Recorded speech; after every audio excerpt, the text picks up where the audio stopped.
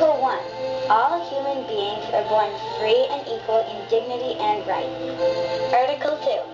Everyone is entitled to all the rights and freedoms set forth in this Declaration.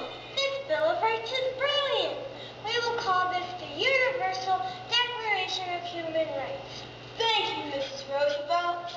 Why, this declaration may well become the international Magna Carta of all humanity everywhere. Congratulations, John. Congratulations, John Humphrey. Thank you, Mrs. Roosevelt. Congratulations, John Humphrey. We're very proud of you. The Boy Who Was Bullied is the story of the life of John Peters Humphrey, the Canadian who drafted the Universal Declaration of Human Rights. Adopted by the United Nations in 1948 and still considered to be one of the most important documents ever written.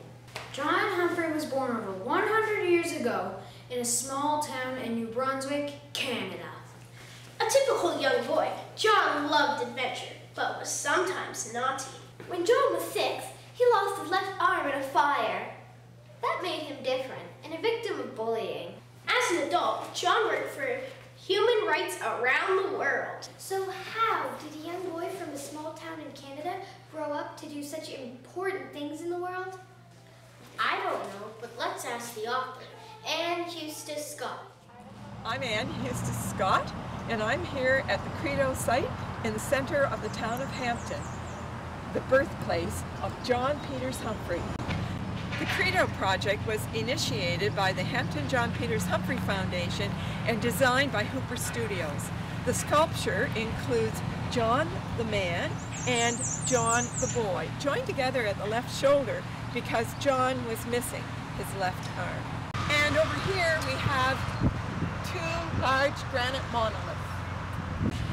On the side of the monolith are 4 of the articles or rules of the Universal Declaration of Human Rights. One is in English, one is in French, and 2 are in First Nations languages. I wrote the book, The Boy Who Was Bullied, so that people everywhere could learn about the life of the amazing John Peters Humphrey and his message. And that was that human rights are for every individual person. John also said that there will be peace in the world when everyone's human rights are respected.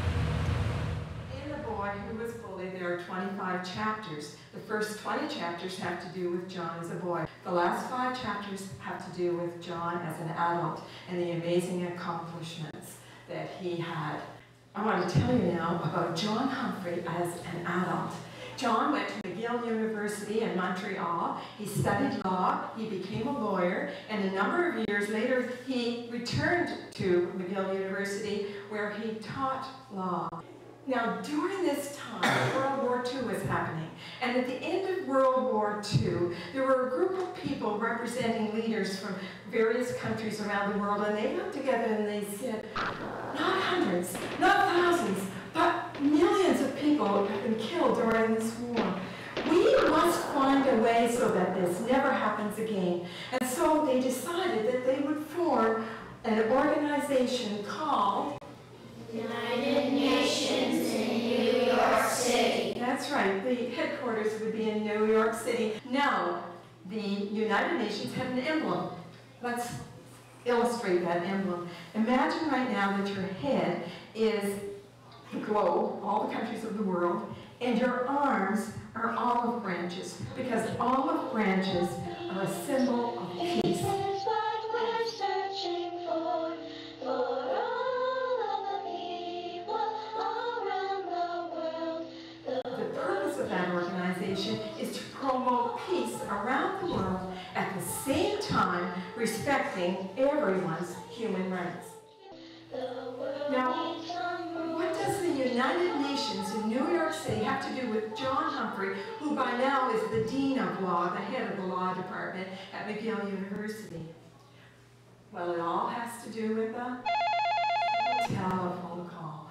And John's in his office, and it's June, and he's about ready to lock up his door and go on summer vacation to his summer cottage in Brackley Beach, PEI. And he answers the phone.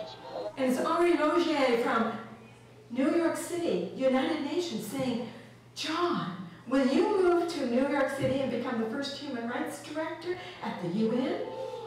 Wow. From a small town in Canada, a little boy grows up to be the first human rights director at the United Nations.